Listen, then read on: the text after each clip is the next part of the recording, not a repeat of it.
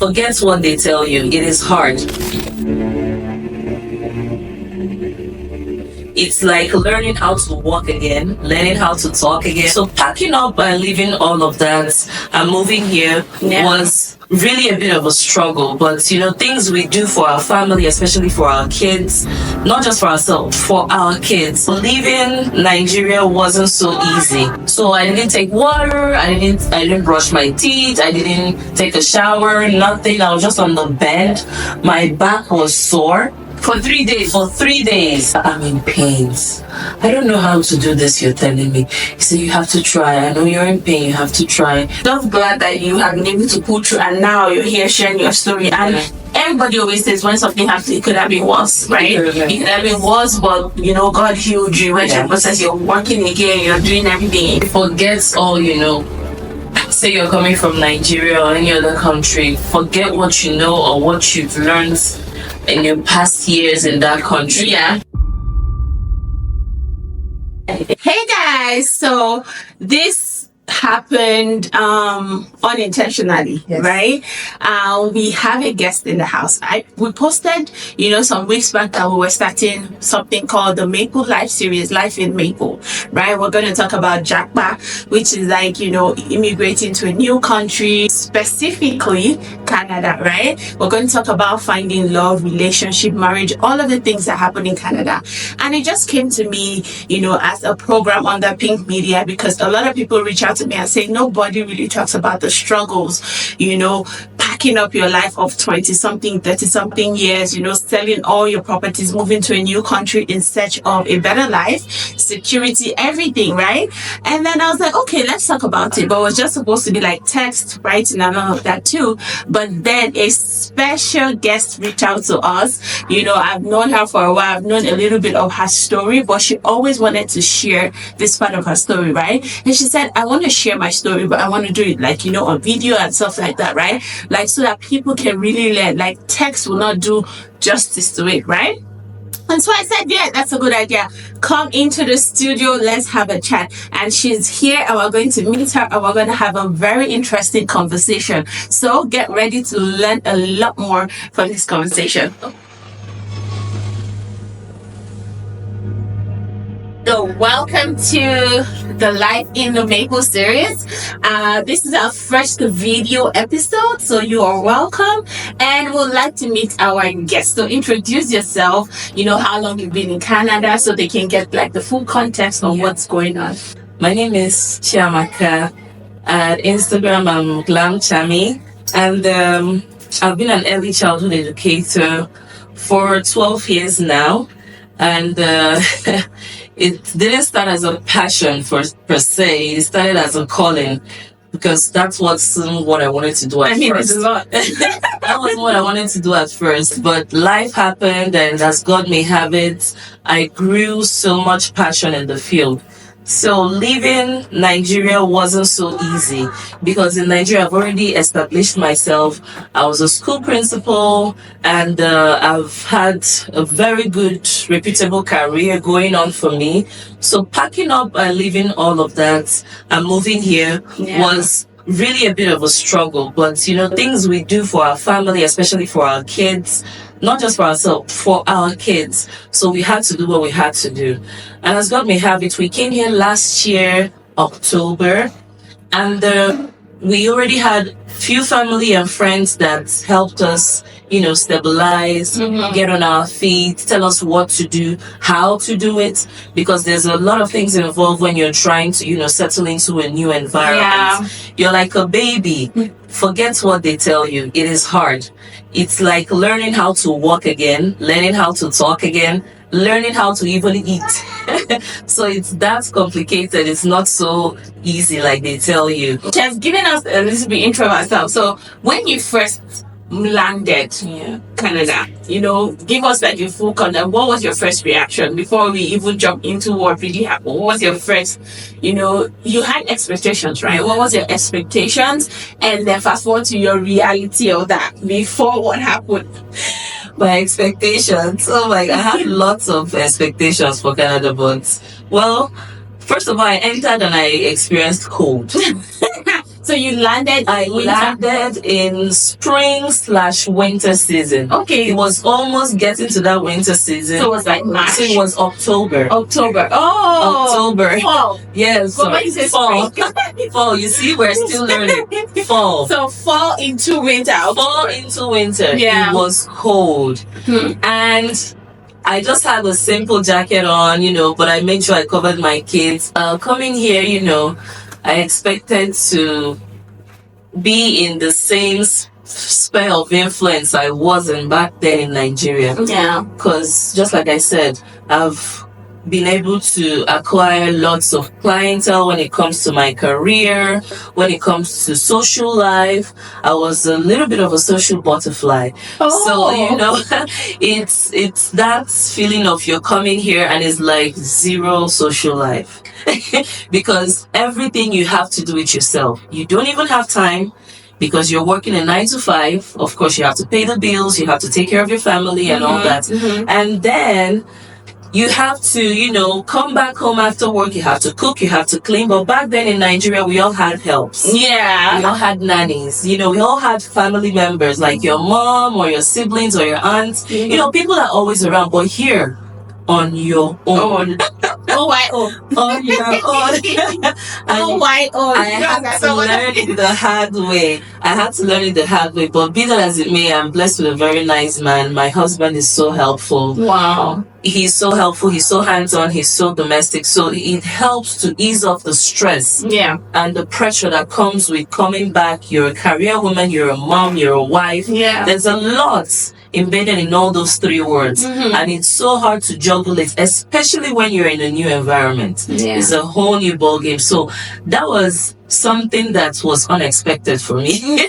So I dabble into it and I'm like, oh, so this is what it is when people tell me it is hard. Yeah. Yeah, because a lot of times, right, when people that migrate anywhere, whether UK, US, Canada, they will you see posts online, you see people talking and be like, it's hard, or you guys should not come here. And other people back home will be like, if it's hard, come back. If you let's compare, like it's hard, come back and everything. But it is hard, but it's not like, because once you're in it, you're like, I've packed up my life, I've sold all my things. I don't want to go back, let it seem like it's a defeat, right? I moved, I thought everyone was moving, everything. All of a sudden, I faced something hard, a stumbling block, and I just retreat and go back. Yeah. Some people have gone back, right? And some people have come back, which hopefully will get them here on this couch, on this seat, and they will sit and have talk to us about what they think or, how they felt. But so it's hard, right? And they say it's the person that the issue is pinching that actually don't know where it's hurting, right? Yeah. My own experience when I first moved, it was shock too. It was that kind of shock, even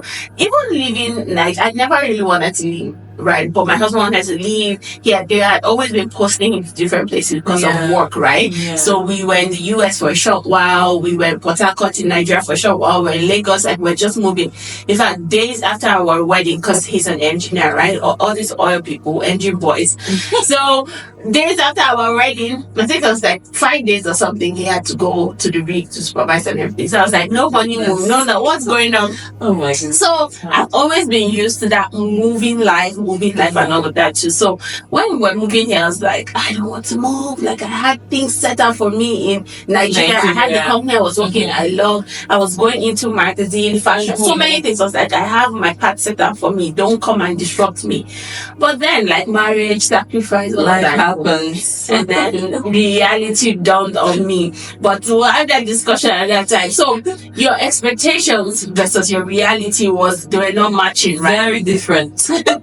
But then you decided to, I'm going to pull through. I'm going to, whatever comes my way, stumbling block, I would, jump past it. I will overcome it and everything. And then something happened and it just paused everything. All the things you say, okay, my reality now, I have to take something happen. Can you walk us through what happened and, the aftermath of that? So I just, like I said, we came here October.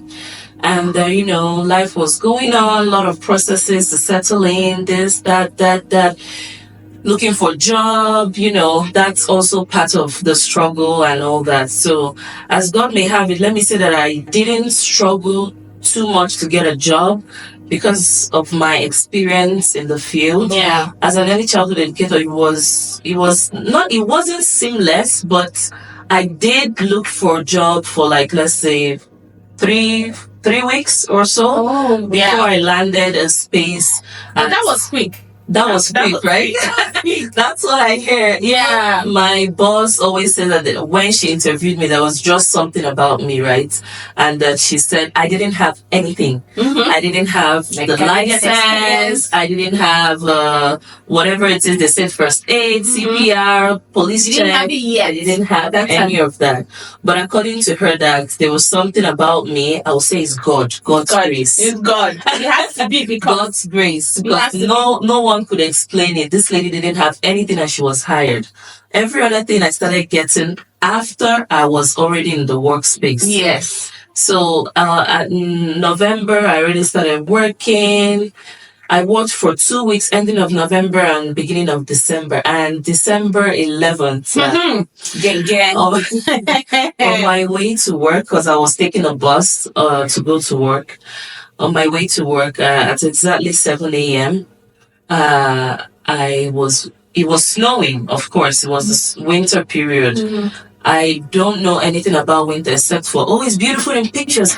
Oh, it's so nice. Oh, I can't wait to take a picture in the snow. I can't wait to take a picture in the snow. So I was walking on the sidewalk, of course, on my way to the bus stop. And then first, it's dark when it's winter time. That's something that I wasn't used to as a Nigerian coming here for the first time. 7 a.m. is still pitch black. You are not seeing anything. Yeah, once we change our clock and all of that. That's it. It's pitch black. So I wasn't used to that, but I had to brace up and do what I had to do as an adult.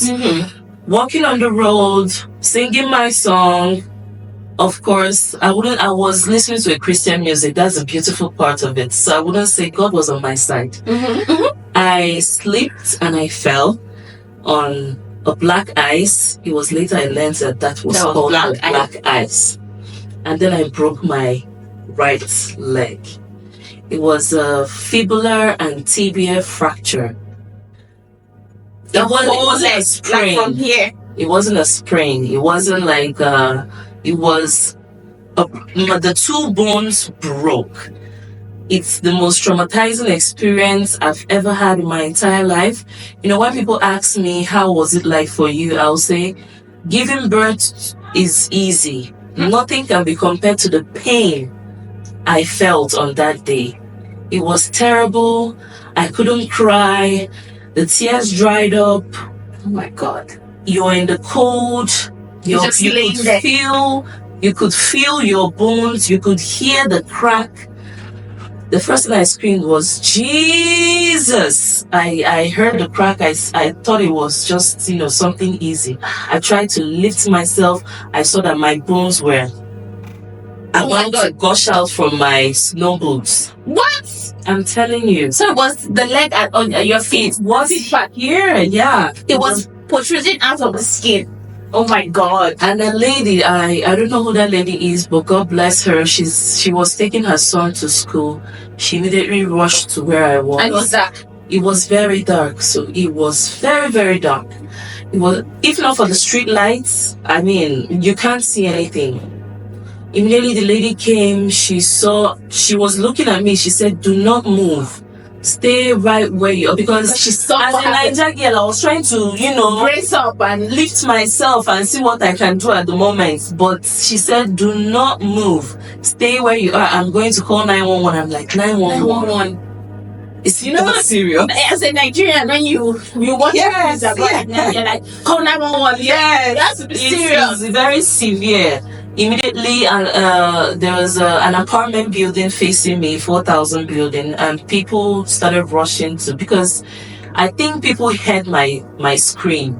Yes. So 2 men rushed, and they started saying, do you have anyone? Who can we call for you?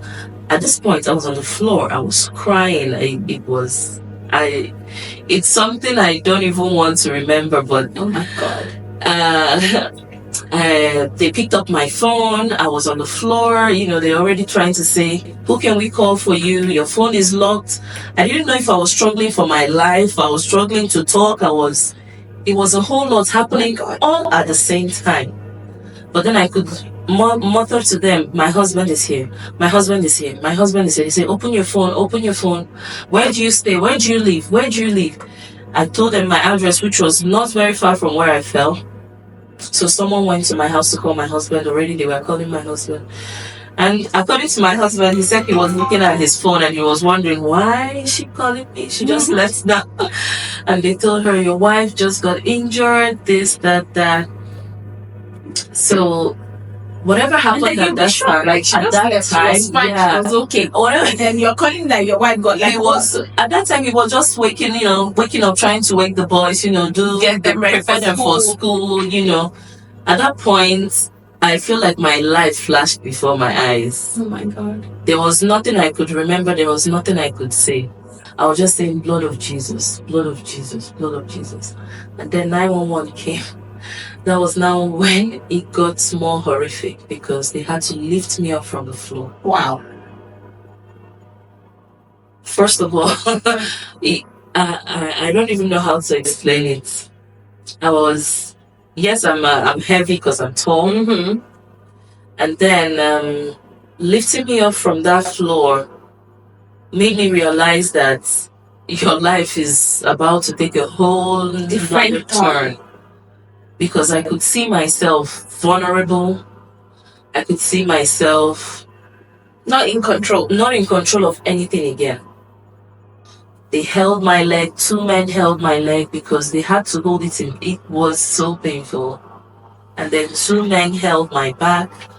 One held my hips, trying to lift me. All of them are like the ambulance people or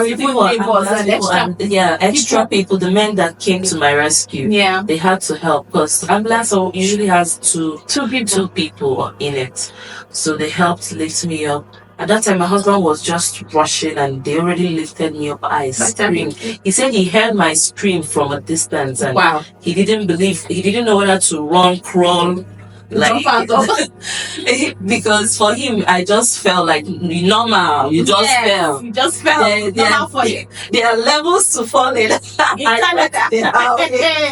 So for him, he's like, oh, she fell. Oh, let me just come. He heard the scream and he knew that this is a whole nother type of pain because he hasn't heard his wife scream like this even while I was in labor. According to him, even when I was in labor, done it twice. Never. So they lifted me to the stretcher, took me to the ambulance, and at the time they were calling, my husband called my workplace to inform them what had happened. And then the people were now calling hospitals, the ambulance people were calling hospitals to see the people that could have space to perform a surgery immediately. Wow. And at that point, there was no free space. There were 2 good hospitals that... The beauty of our healthcare system. That's a story for another day. That's a story for another day. They were just saying things like, we have lots of patients with the same slip and fall incidents. Oh my God. And they were saying, we don't have space now. It will be in 2 days' time. So the ambulance people are telling them, so which hospital do you recommend we take her? This, that. So they took me way far away at Southwest Rocky View Hospital. Wow. God bless them. That one's a private one. It's very far. I can remember telling my husband, are we there yet? Because I was in pain. Oh, he was in the ambulance. He was in the ambulance. What were the boys? The boys were with my neighbors. Oh my God. That's another thing because you don't have family, you don't have extra help. There's nobody say, oh, my mom is at home, take care of the boys. That I didn't even have a neighbor then. The boys were with my friend Mary Ann. God bless Mary Ann. Oh, shout out to Mary Ann. Yes. The boys were with my friend Mary Ann. At that point, she is the only person I had to myself. My husband has his own family members, but Mary Ann is the only family I had at the time here. The only friend and family I had here. So my husband called her and then took the boys to her place. And at that time, she didn't even realize what was happening. The gravity of the situation. So Then we went to the hospital. Mind you, they were giving me a lot of painkillers. Right in the While ambulance. there, but those painkillers were like little drops of water that couldn't make an ocean. It's like here, I always think normally they tell you no, and that itself is not as strong as Nigeria's Panadol. Like you need Panadol. So imagine them giving you under that kind of situation. It would do. I was screaming. Was it like morphine or what were they? It was the strongest one. I think it was morphine. It was the strong. They were telling me, we're giving you the strongest one. We can't give you more than this because it's going to be an overdose. Yeah. Because I was telling them, I'm in pains. I'm in pains. I was crying. My husband was also telling them, do something. She's in pains. They couldn't help me. So he was telling them, do something, please help her. What can we do? They said, it's usually like this. They are used to it. For them, it's nothing. For me, it was everything. But then it's like they already told you that we have so many cases of slip and fall. Like and they're telling you, don't worry, just bring her. So I went to the hospital December 11th. This event happened, and I was put on. POP on the day too. That was another pain. Because they got done surgery. Yeah, that was another pain. Trying to put the bone a little bit close and tie it up together. That way, when it's apart, it's more painful. When they try to, matter of fact, everything is painful. Putting it together, apart. I did not care what that nurse was telling me, because that was what she was telling me. Mom, bring it together, you will feel a lot better. Do not touch my leg. So it was, oh my God, all the experiences were painful. So I had the surgery 2 days later, December 13th. After the surgery, they took me to the recovery room, and that was now another struggle. Oh my God. I couldn't go to the washroom unattended. I saw myself, when you want to use the washroom, you have to call the nurse. Yeah. The nurse had to lift you. There's this chair. It's like a stroller chair, but the bum of the chair is open. That way you could sit on the chair, and they will drag you to the washroom, and then you can pee without getting up from the chair, because you can't get up. You can't. And this was after the surgery? This was after the surgery. And peeing is a necessity after the surgery, because... How many days after the POP and you got to the hospital? Because remember, they were saying that they didn't have space. Yeah. How many days did it take for you to do the surgery? So it took 3 days for me to do the surgery, because I got the 11th of December, and 13th of December they did the surgery. Because there was a line. Wow. There was a line, right? Wow. So I was living off. I remember, before you have the surgery, you don't have to eat. You don't have to brush your teeth. You just no water. So I didn't take water. I didn't brush my teeth. I didn't take a shower. Nothing. I was just on the bed. My back was sore for 3 days. For 3 days. For 3 days.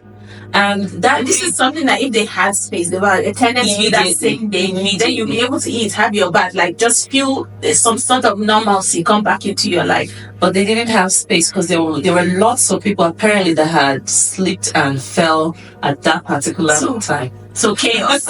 It was very chaotic. Doctors were busy. My husband, I remember, would always go, please, can she have this? So, no, sir, we are not ready. We are so sorry. She's in pain. What do we do? Okay, don't worry. Let me time her. Let's see when next we can give her some painkillers. Very casually. Yeah. Unbothered. We're used to it. Unbothered. And my husband would go, please, this is the second day. What's going on? Because he's the only one I have to tell him how I'm feeling. Yeah. Right?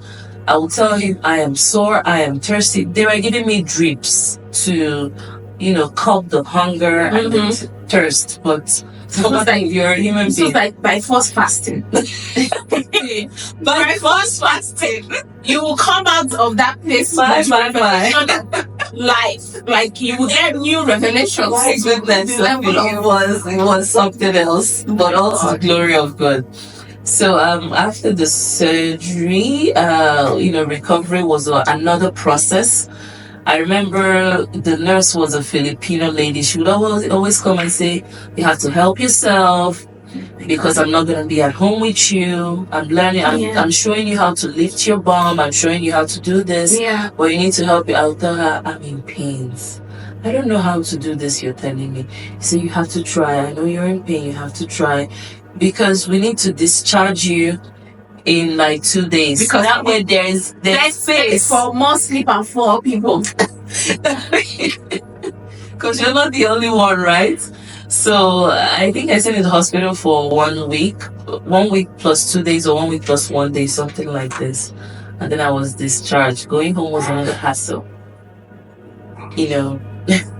And they won't give you the chair to take home. That chair that you're in the hospital. Because you basically need it. No. But the good thing about Canada is that they give you lots of platforms that are able to, you know, borrow some things to you.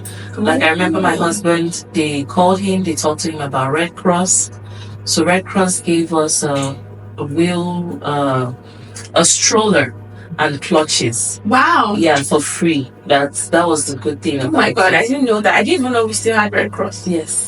Yes, and it's a very good organization. You get to tell them how long you want it for.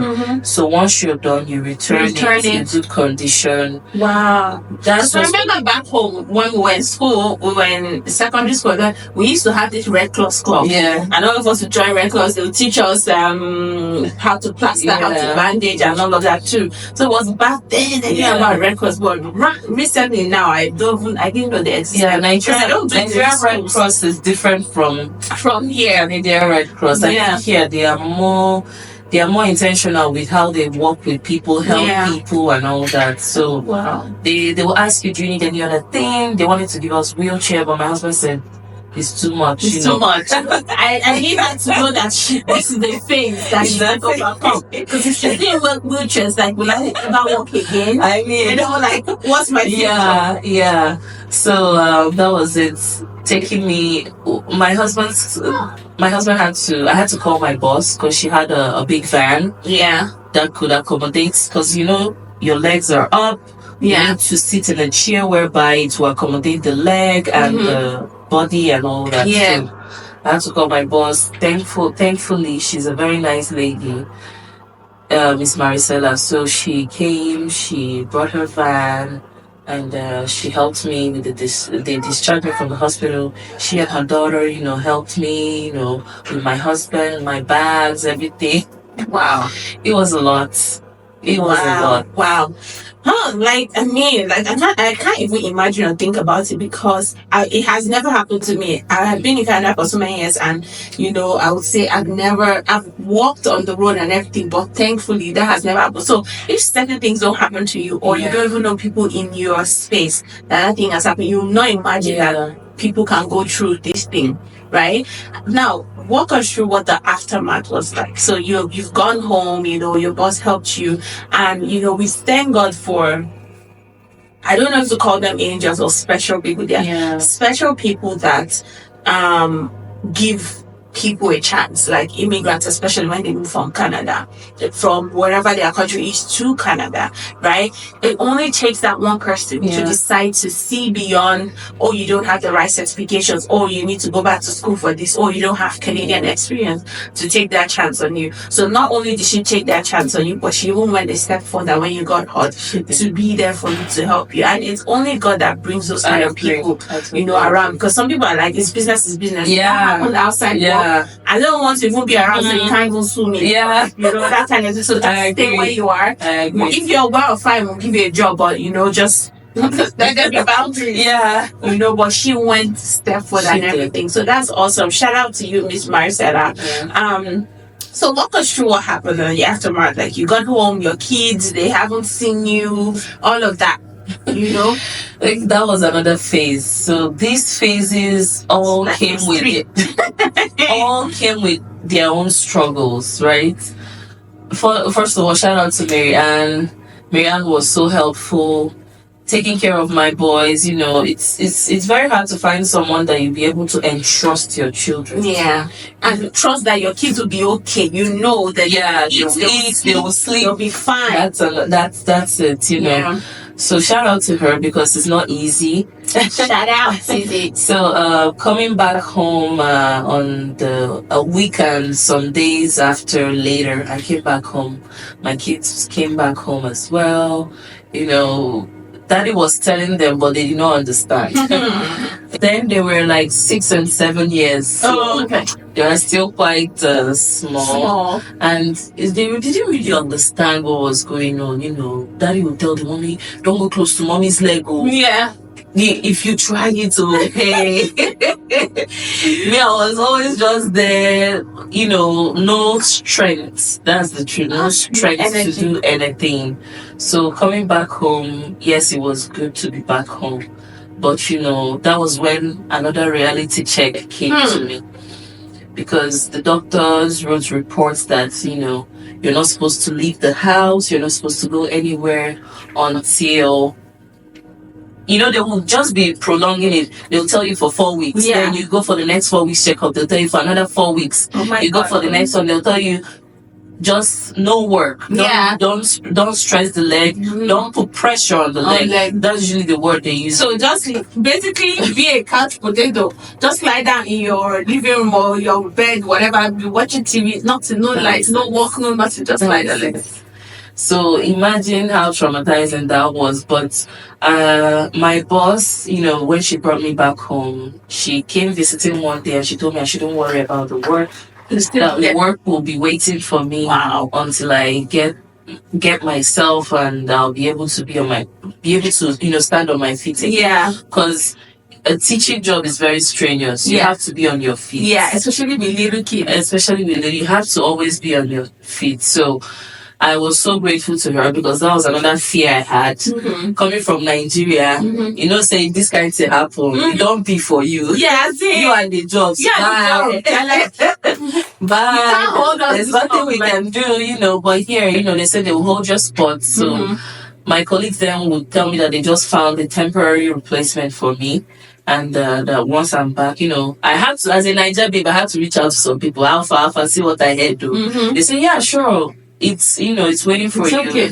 They will always check up on me. Because that fear will be there, like that fear, yeah. To make me calm down. Yeah, because I don't really know her like that. But I was grateful for the help and everything. But I got there on guard based on say 1 or 2 days. So that was settled. That part of my life was settled. That was my work life. Then coming home to be a mom, I couldn't do anything. There was not going to be any pay, right? Because you're not putting in the hours. Yeah. It's when you put in the hours that you'll be able to, receive your pay and all that. So it's just more like whenever you recover, you'll be able to get back to work situation. Yes. Which I appreciate, right? That way I don't have to, because going into the job market again with my situation will make it's very difficult for me to land a job. Yeah. Especially as an early childhood educator. The first thing they look at is your physical appearance. Are you on your feet? Are you flexible? Yeah. Are you able to, are you light? That's basically it. Apart from do you have any knowledge issues and all that. Yeah. So I was thankful for that part. Yeah. So the career part was somehow settled. Now coming to my personal life, it was almost like an everyday cry for me. It was very emotional. I can talk about it now without crying because, there've been a lot of process that happened that helped me get to this stage right now. Yeah. I couldn't talk like this way back 6 months ago. Yeah. I would always tear up. So I'll get to that part. So, it was very hard for me. Watching my husband run around, do all the things, prepare my boys to school, him going out, me being alone, watching the ceiling up and down, watching movie, praying, but you're at a spot, right? And I can't make my husband stay in the house that long, taking care of me because he has to get out there and do some work and also make money for us. Yeah. If not, he would have been in the position of a caregiver to me for as long as he could. Yeah. It was hard. For caregivers, they give them some. I don't know if they give them so much. They do. But the process is long. The process is very long. It's very long. So Yeah, that's part of your alone. You're thinking, I need to go to use the washroom, and you're thinking about going The to use the process. washroom. You're thinking, how do I get up? How do I move my leg? Your leg is hung on the bed on a pillow, and you're thinking, how do I get it down? Tell me, there's no one to help you. You have to help yourself. So that was what I was always telling myself. You need to do it. You need Just to like do what it. is also studying in the You hospital. need to do it. You need to do it. So I would, before the pee gets there, Yeah, you have to bring down your leg, slowly get up, roll yourself, hopping. I was literally hopping on one So that leg, you don't on pressure the on left that one. leg, to the washroom. And then when I get to the washroom, like, I'm gonna just stay here. Yeah, I'll just stay here for like 1 hour. Stay 2 hours. here. Let all the pee come out. And at this point, I thought I've done all the exercise I'm supposed to do in one day. So it was very hard. It was very hard. And, constantly taking painkillers to ease off the pain and all that. So my personal life was really suffering. Oh my God. It was really suffering. Then staying in the house, just not doing anything, being stagnant was never my thing. Yeah. As a teacher, as a school principal, as an administrator, I'm always up, down. I'm always on my feet. So that was like a very big setback for me. So it's like a space you have never been in, ever, physically, ever. mentally. So would you say like this was a trauma situation for you? Like it was the most traumatizing situation I've ever experienced as a human being, I would say. I gained weight, which was not the most flattering thing for me, because I'm still struggling to lose the weight right now. But there was nothing I could do, right? You have to eat. Yeah. Even the smallest of portion, because you're very relaxed, tend to do anything. Yeah. You're not yes, you're just at one spot. So I tried to, navigate through portion control, trying to eat more fruits and vegetables, but then they will tell you need to drink milk. So that the bone, calcium. Can't I just take the calcium? The doctors will tell you how many times you take milk this week. And then for me, I'll tell him I don't like milk. He'll tell you have to take milk. What if you're lactose intolerant? You don't have a choice at this point. They'll tell you have to take at least 1 cup of milk every day. They'll tell you the least portion for your situation. So the calcium tablets don't work as much as the physical raw milk. Yes. So you guys are just selling us calcium supplements because if not, they will tell you the process will be prolonged. They'll tell you, well, there's nothing I can do for you. Yeah. That's how my doctor says it. Yeah. There's nothing I can do for you. If you don't want to take it, it's up to you. It's up to you. It's up to you. You still be on the bed. And then you will not go home and advise yourself, hey, what do I do? My husband will tell me, you need to take milk. And milk is one thing too that makes me add. Like if I just take milk today, 2 kg the next day. I'm telling you. So you could imagine, I was taking the smallest of portions, use it and make tea or make it hot and put it in. But then it did its job. As he was healing the leg, it was also I did well and fat and everything. So my personal life really suffered. It wasn't easy. Shout out to my friends that were reaching out to me. My family is back home in Nigeria.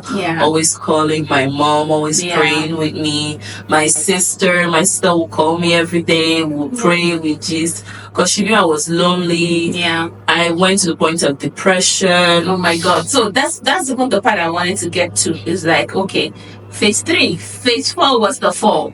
Second was the process of going to the hospital, doing the surgery, even getting a bed space, all of that. Phase 3 was now coming back home, and then reality of what your life is now dawning on you. Now, this is like phase 4 is like, how did you overcome it? I don't know if you fully overcome it, or sometimes you think back to that time and it's a trauma situation for you, and then sometimes there's steps you take to get yourself out of that space when you want to fall into that space, right? How were you able to deal with it apart from praying and your mom coming and all of that? No, not your mom coming, but them calling, your sisters calling. Was there any other thing that you did in Canada to really like sort through it or walk through it?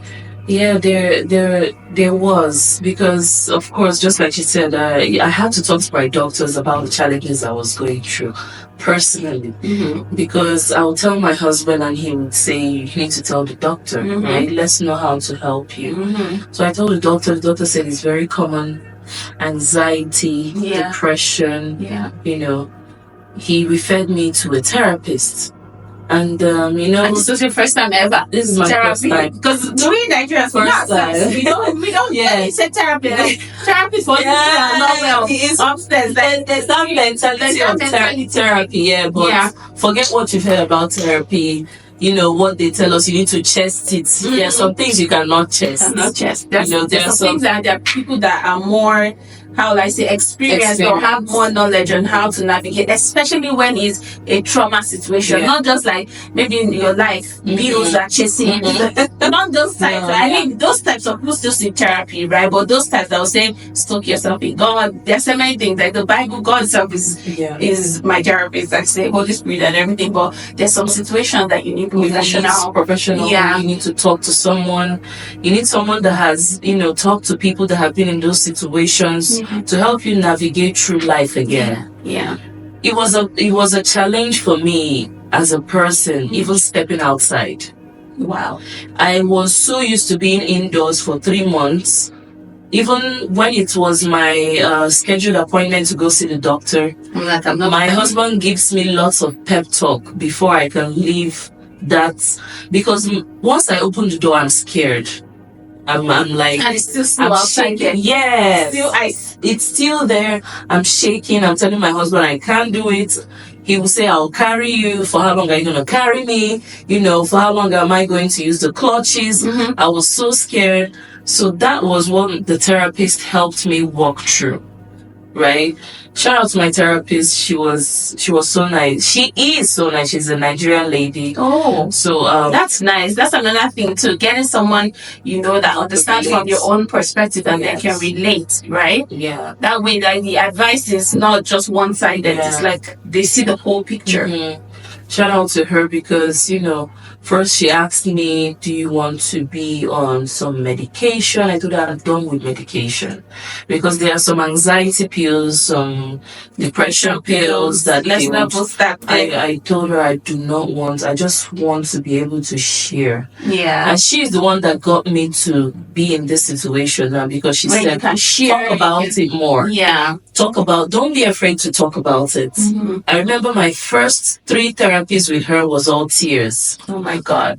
She said, we can just cry and it's okay. Don't even talk. Don't say anything. I'll try to say, it happened. She said, it's okay. Just breathe.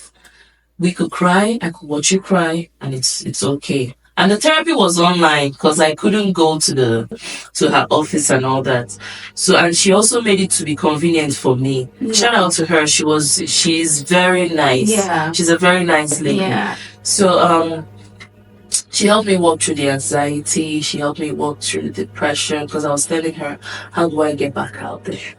I don't know what to do anymore. I don't even know how to do it anymore.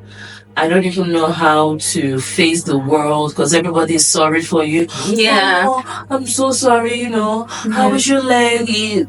At some point, it got me irritated. Like, I don't want to be that person that people are sorry for. I was never that person. Yeah. So being a sorry situation person, I didn't do too much, okay? Yes, you're strong. It made me very tired. Let me just use the word tired, because everywhere you come, oh, how is your leg? I know they're being nice, but the human nature has this kind of thing it does to you. Because you're trying to fight it. Your brain is trying to tell you, I'm depressed, something is wrong with me. But you're trying to say something's not wrong with me. Yes. You're trying to brace up, you're trying to do something. And then the reality is, when they see the leg, you can't hide this. They are seeing the POP, they are seeing you walking with the way you're walking. It's just telling on you, like the way you're walking, the way you're struggling. Yeah. So that was another 4th stage that I had to move past.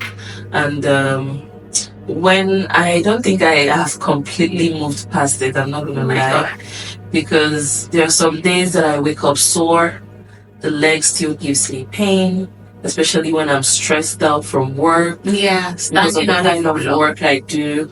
I come back home, I still have my ice pack, I still put some ice on it. Yeah. I still have to raise my legs most of the time. And as a human being, there are some things I can't do anymore. Yeah. I love wearing heels.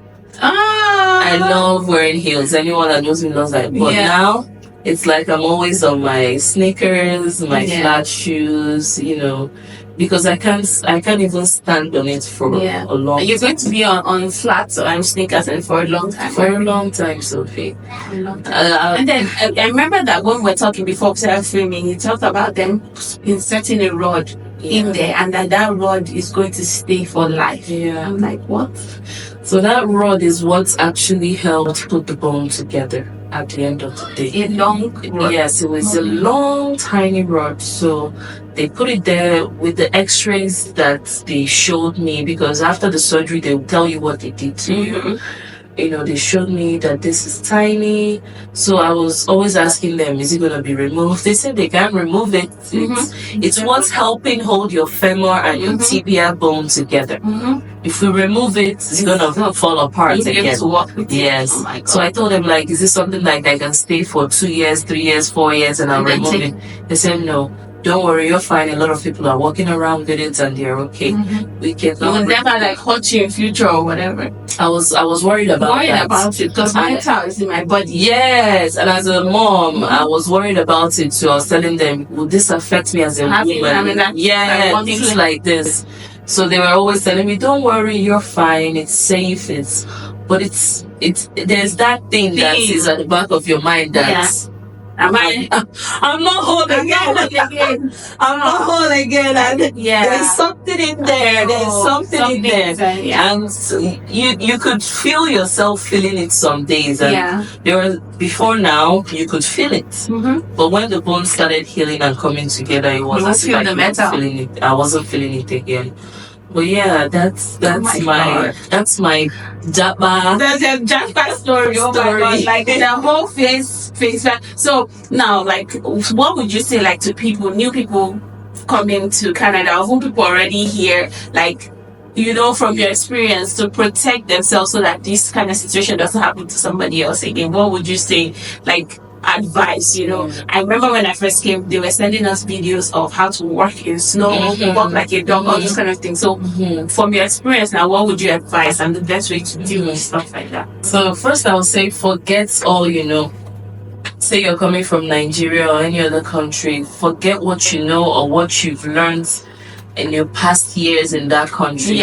You're coming in, just coming as tabula rasa. Like, knowing that you need to learn and unlearn a lot of things. Like, you need to learn how to walk on ice. You need to learn how to wear the proper winter attire, proper shoes. To be honest, I was wearing the proper shoes. I was wearing the proper snow boots. But things happen. Because everyone was usually asking me, were you wearing? I was wearing snow boots. I was wearing snow boots. So, but, learn to read and watch videos online that could educate you about things like this. Very important. Go on YouTube, go on podcasts like this, and videos like this that will help you to know that there are some things that can happen. That way you have it at the back of your mind. And when you're walking on ice or on snow, you know that there's a way to do these things. If not, this can happen. If you're about to fall, that thing you said, don't try to hold yourself. Just flight. That's it. And then stand up. There's a way to fall. There's a way to fall. Yes, because what happened to me was I was trying to hold myself from not falling, and then I landed with my right leg. So I would have allowed myself to just slip and slide. That's it. It would have just been maybe a bump on my head. Or even your bum. Oh, my slide and your bum. Right? And that would have been better than going through the whole horrific situation. Oh my God. But Yeah, that's it. Oh my God, like it has just been so much. There has been so many been a things to lot. wrap my head around. Like, I remember when I saw you, I was like, what happened to your leg? And then I felt that you didn't even like paint the situation as grave or as serious as you're saying it now. It wasn't that, big. I say grave because the French is in my head. I studied French. So in French, when they say this situation is grave, you know that It's big. it's big, right? I'm just glad that you have been able to pull through and now you're here sharing your story. And everybody always says when something happens, it could have been worse, right? It could have been worse, but God healed you. When the process, you're working again, you're doing everything again. Thank you for coming here to share. So you are the first, Maple Life in the Maple video series that we'll have, right? So we're going to have more video series, hopefully. So if you have a story to share with us, if you have something that you want to share about your life in Canada, the good, the bad, the ugly, everybody can learn from it, right? Reach out to us and then we'll be happy to get your story. So check all the information right in the description box and we'll see you in the next Life in Maple series. Thanks to Chami, Miss Chami. That's what my daughter calls her. Thank you for having me. Bye guys. Leave your comments and everything. Please send all your love to her, your prayers and everything. Thank you. Bye.